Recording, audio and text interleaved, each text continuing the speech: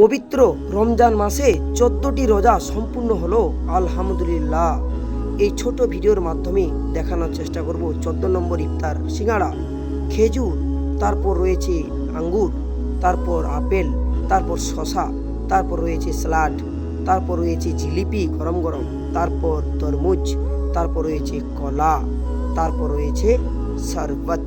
দেখানোর চেষ্টা করছি এই ছোট্ট ক্লিপের মাধ্যমে। এই হলো আজ 14 নম্বর রোজার ইফতারের নাস্তা। তো দেখানোর চেষ্টা করছি রোজা রাখলে দেহের ওজন কমে না, বরং পাপের ওজন কমে। পবিত্র রমজান মাসে 4টি ভুল এড়িয়ে চলুন। 1 নম্বর রেগে থাকা, 2 নম্বর সারাদিন ঘুমিয়ে কাটানো, 3 নম্বর নামাজ না পড়ে রোজা থাকা, 4 নম্বর খারাপ ভাষা ব্যবহার করা।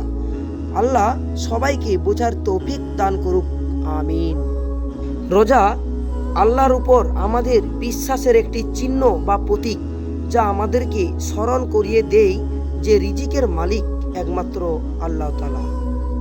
রোজার একটি অন্যতম ফজিলত হলো রোজার মাধ্যমে আচার আচরণ ও চরিত্র সুন্দর হয়। রোজা মানেই রহমত। আলহামদুলিল্লাহ, এবারের রোজা খুবই শান্তির রোজা। শুকরিয়া মহান আল্লাহ তাআলার উপর। রাসূল সাল্লাল্লাহু আলাইহি সাল্লাম বলেছেন, জান্নাতের একটি দরজা আছে যার নাম হচ্ছে রায়্যান।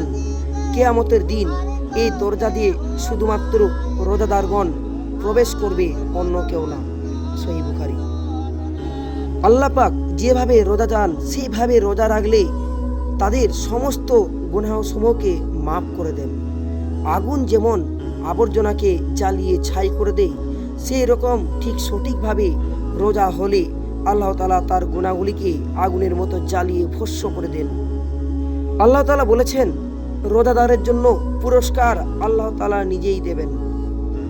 আবু হুরায়রা রাজিয়া আল্লাহ তাআলা আনহু থেকে বর্ণিত, আল্লাহ বলেন, মানুষের প্রতিটি আমল তার নিজের জন্য, কিন্তু রোজা আমার জন্য, এবং আমি নিজে এর প্রতিদান দেব। বুখারী শরীফ 1904 নম্বর হাদিস, মুসলিম 1151 নম্বর হাদিস। ভিডিওটি ভালো লেগে থাকলে সকলে শেয়ার করে পাশে থাকবেন। Tata, bye bye.